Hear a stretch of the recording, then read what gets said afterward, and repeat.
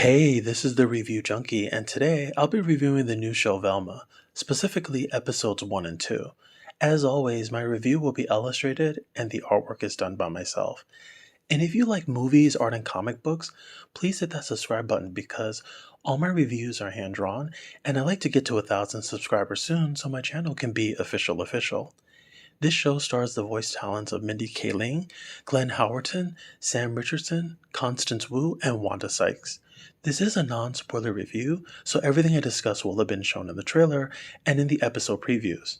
Absolutely no spoilers. I'll tell you briefly about the plot, the characters, my pros and cons, final thoughts, and if this is worth checking out on HBO Max. Alright, so I saw the initial teaser trailer when it dropped back in October, and it really piqued my interest. I was intrigued by the premise and all the meta vibes it was giving. I was like, okay, so this is our kid-friendly gumshoes going R-rated slash slasher horror with blood and curse words.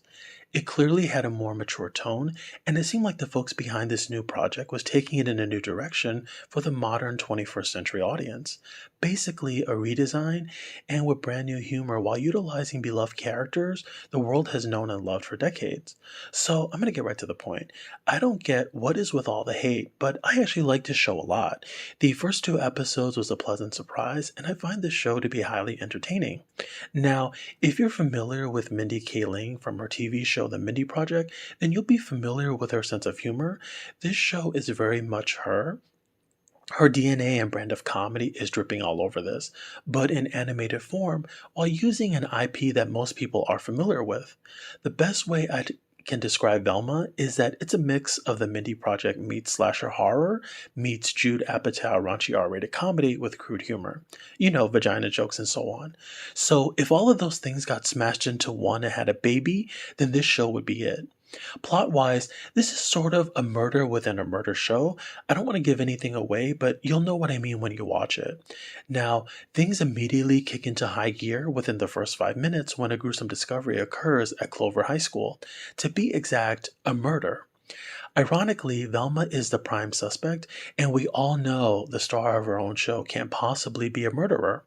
However, the cops give her a 24-hour window to solve the murder in order to clear her innocence. Along with that, the mystery gets deeper and deeper, and soon the body count starts to rise and rise with no end in sight. On top of this, there are tons of twists and turns to throw Velma off her track.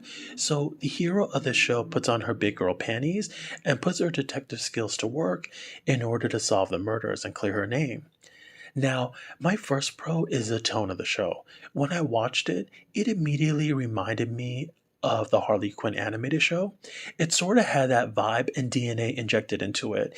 Even the character designs reminded me of that show as well, along with the really raunchy language at times and some unnecessary violence, which doesn't bother me, but it's clearly here for comedic purposes. The Harley Quinn show is great, so this is almost an extension of that, but with no superheroes. I like the comedy a lot in this show, and like I said, it's really the Mindy Kaling show, and she's playing a variation of herself in animated form. It's her brand of humor, it's self-deprecating, it's jokes at her expense because she's the funny girl, and a funny girl can't possibly be pretty, right?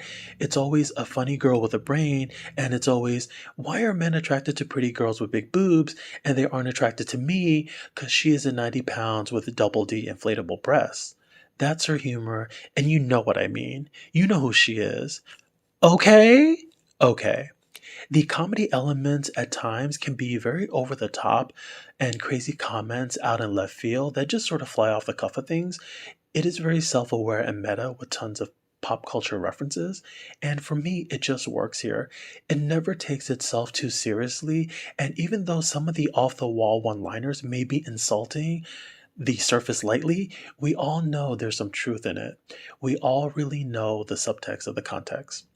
I also like that these little comedic nuggets they drop in every scene in the background.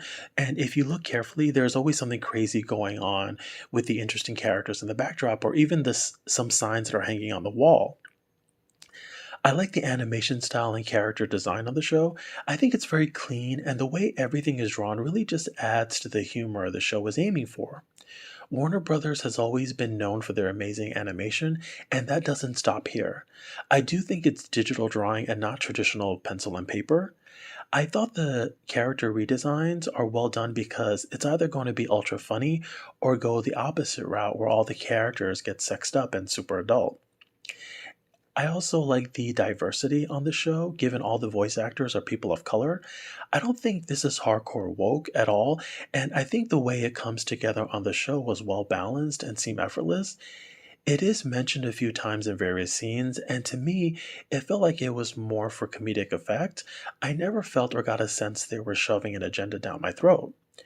Now, murder mysteries are one of my favorite genres, so I like this involves one mystery and it doesn't get wrapped up in a nice pretty bow at the end of episode 1. I like that the mystery is being stretched out throughout the season. Now, I've always liked Scooby Doo, but I wouldn't say I'm a hardcore fan. I have watched some of the various iterations throughout the years, including their animated films, and the murder solving and reveal was never the show's strong suit. However, I'm hoping with this new show that when the final reveal is let out of the bag, that it really delivers and comes off shocking to pull the audience in. I really want that juicy aha moment. Next, my favorite character on the show is Wanda Sykes, who voices Linda. She plays a cop working on solving the murders. And every Wanda fan knows she's always great in everything that she does. She doesn't even have to attempt to make a joke in order for you to laugh. Her voice alone is comedic gold. I just wish we got more of her on the show.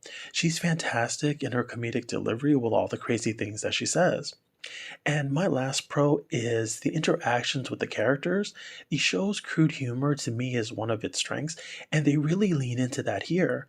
I find the interactions with each other to be very entertaining, and it always seems like everyone keeps trying to outdo one another in the insults category.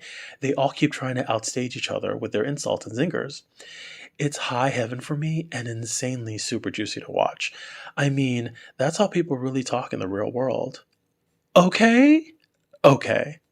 Now, I don't have any cons per se for the first 2 episodes of the show in general. So far, I'm finding the show to be very entertaining, and I like the direction that the 2023 version is going. I like the way everything's modernized to kind of reflect the change in the comedic landscape. So this brings me to my final thoughts, and the first 2 episodes gets a solid high 8 out of 10 from me.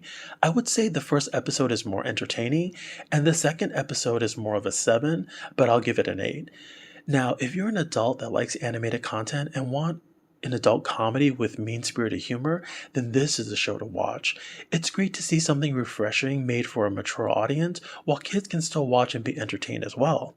On another note, I can relate and sympathize with fans who love a particular IP and grew up with it, so they're devastated when the material deviates from the original source, but I actually think this is nowhere near as bad as some folks and headlines have made it out to be. If you haven't heard of the show, I think it's good to go in blind and be pleasantly surprised, and if you haven't seen it because of the negative press, I would say give this show a chance. This is a big green light and thumbs up from me, and you should definitely check this out on HBO Max. Now, I hope you enjoyed this review. If you like, please subscribe, helps the channel out a lot. Hit that thumbs up button, feel free to share this with your friends. I hope you enjoyed it, and leave your comments below on whether you like the film or not, and I hope the pictures put a smile on your face.